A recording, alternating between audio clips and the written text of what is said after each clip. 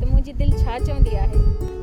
छा चवंदी आहे? मुंहिंजी दिलि चवंदी आहे त मुंहिंजो घर पाणीअ में कंहिं अहिड़ी जाइ ते हुजे जेको ॿेड़ी वांगुरु हर वक़्तु लुड़ंदो रहे ऐं मुंहिंजी दिलि खे सुकून मिलंदो रहे। मेहरू, जॾहिं न तूं मूंसां शादी कंदीअ त पोइ आउं तोखे बिल्कुलु अहिड़ी होड़ी ठाराए ॾींदुसि जेका बिल्कुलु घर जीअं हूंदी ऐं उन में ज़िंदगी गुज़ारण जी हर सहूलियत मौजूदु।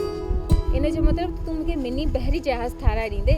हा बिल्कुलु, उहो मिनी बहरी जहाज़ ई हूंदो जंहिंमें तोखां ई मूंखां सिवा ॿियो केरु बि चढ़ी न सघंदो। पोइ असांजी मर्ज़ी आहे, उन मिनी बहरी जहाज़ खे जेॾा चाहे ओॾा काहे वञूं, जंहिं तड़ ते चाहियूं उते बिहारियूं। जानम केॾो न मज़ो ईंदो जॾहिं मां पंहिंजे घर में वेही कुंडीअ ज़रिए मच्छी पकड़ींदसि ऐं तूं वेही देगड़ो चाढ़ींदे।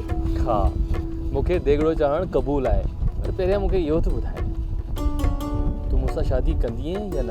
आउं तोसां शादी छो न कंदसि, मुंहिंजो तोसां पको वाइदो आहे। अलाए, सलमान साहब अक्सर तोखे मुंहिंजे ख़िलाफ़ भड़काईंदो आहे, पता करे तूं सलमान साहब जी ॻाल्हि में लॻी न वञी। इहो सुवाल ई पैदा न थो थिए।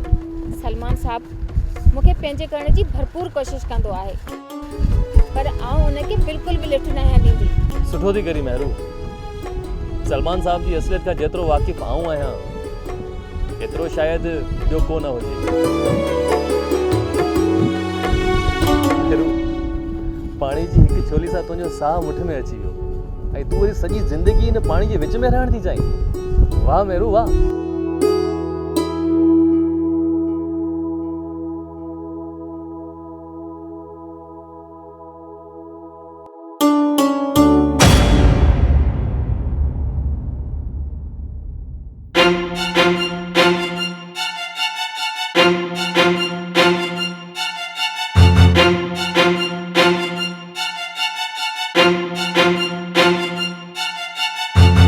सब्सक्राइब कयो असांजो ऑफिशियल YouTube चैनल सिन टीवी HD ड्रामा ऐं वधीक अपडेट लाइ बेल आइकन खे क्लिक करियो।